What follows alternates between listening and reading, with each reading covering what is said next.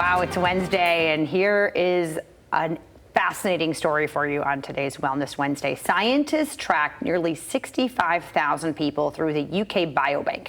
They found that toddlers who grew up during wartime sugar rationing, eating roughly half the sugar of kids born after rationing ended, had a 23% lower risk of dementia decades later.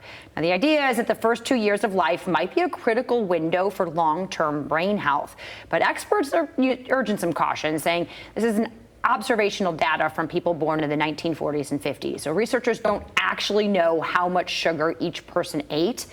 And a lot has changed since then, so it still can't prove the cause and effect. But they are saying the takeaway does hold up, that a healthy, lower sugar diet early in life is good for kids, no matter what the long-term brain science eventually shows. So yeah, go easy on the cotton candy. Absolutely, right? Or anything, even your ketchup. I was going to say yogurt. I mean, it's everywhere. Yeah, so it just, thinking about it and paying attention to those labels is really important. Good tips. Now, you've probably heard of this, the Ozempic face. Right. You've heard of this? Plastic surgeons saying they're seeing a lot more of something called temporal hollowing. It's a loss of volume in the temples after rapid weight loss on GLP-1 medications. Now, patients often can't put their finger on it. They just kind of know they look older, or maybe a little tired. Beverly Hills surgeon Dr. Terry DeBrow calls it the hallmark of aging and illness and says full temples are a big part of what makes a face look youthful. Check this out. How about a fat transfer for your temples? Yeah, fillers and fat transfers are happening. I'm kind of good right there. I don't know. Doctors, well, I don't know, Michelle. Your temples are looking a little... Well. They warn that the temples are a high-risk area, full of veins and arteries. A bad injection can cost you your vision. Okay, no thanks. So the best fix, they say, is prevention, losing the weight gradually and following your doctor's dosing plans. By the way, the problem cases that we're seeing online are typically people who are buying the drugs online and ramping up the dosage on their own, and that's what's happening.